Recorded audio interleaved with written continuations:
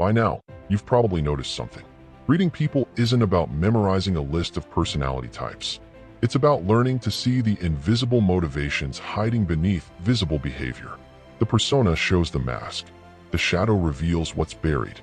The hero, the caregiver, and the ruler explain what drives people. But there are still a few archetypes that can completely change the way you understand human behavior. And perhaps none is more misunderstood than the trickster. We've all met one. They're quick with words. Funny, charming, unpredictable. They can walk into a tense room and completely change the atmosphere in seconds. The trickster thrives on breaking expectations. Rules don't excite them. Finding creative ways around those rules does. At first glance, they seem carefree. But look closer. Many tricksters use humor as armor. They'll make everyone laugh. Except they'll never let anyone see what truly hurts them. When conversations become too emotional, they change the subject with a joke.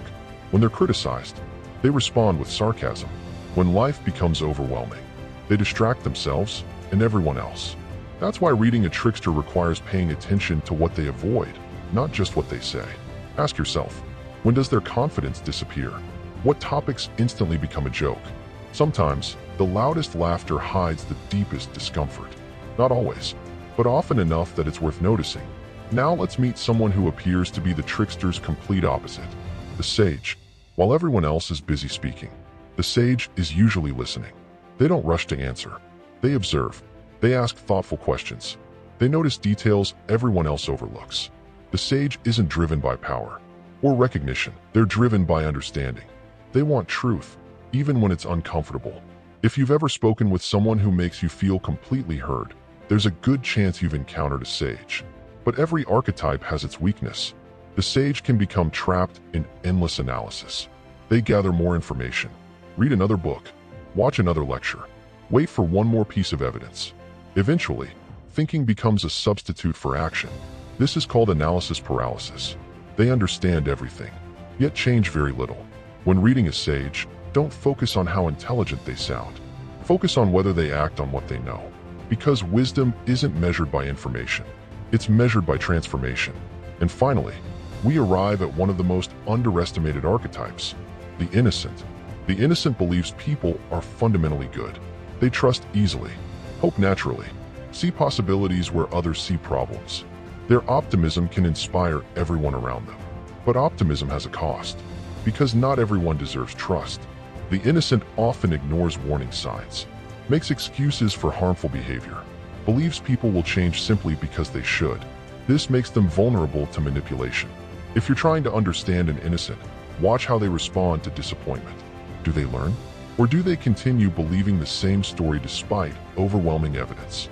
Healthy innocents keep their hope. Unhealthy innocents ignore reality. The difference is everything. Here's the secret most people never learn. Now comes the biggest misconception about archetypes. People often assume they're supposed to identify one archetype and stop there. But that's not how Jung saw the human mind. You're not one archetype. Neither is anyone else. Think of archetypes like instruments in an orchestra. Sometimes the hero is leading. Sometimes the caregiver takes over. Sometimes the shadow suddenly grabs the microphone. Which archetype appears depends on the situation. A calm father may become a hero when protecting his family. A confident CEO may become an innocent when falling in love. A wise teacher may reveal a trickster side among close friends. Human beings are dynamic. That's why labels can be dangerous. The goal isn't to trap people inside categories. The goal is to recognize patterns. Patterns create understanding. Labels create blindness. The best observers never say, "I know exactly who this person is." Instead, they quietly ask, "Which pattern is showing itself right now?"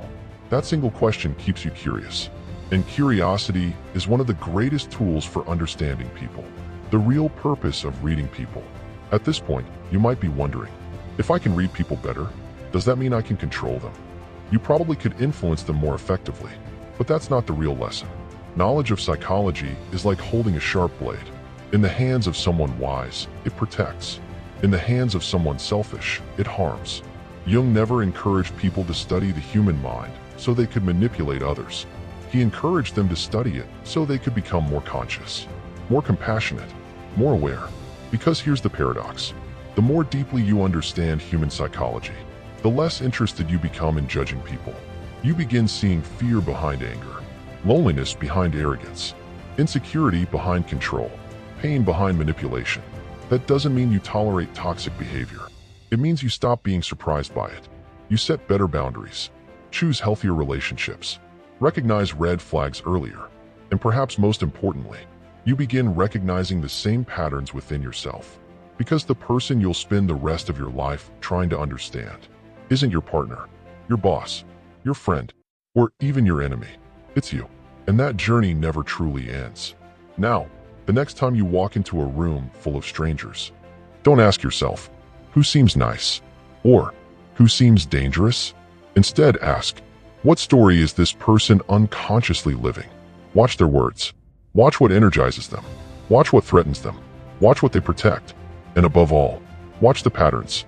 Because behavior may deceive you. Words may mislead you. But patterns rarely lie. Once you learn to see them, you'll never look at people the same way again. If you enjoyed this deep dive into Jungian psychology, let me know in the comments. Which archetype do you recognize most in yourself? And which one do you notice most often in the people around you? I'm genuinely curious to hear your thoughts. If you found value in this video, give it a like. It helps more people discover content like this.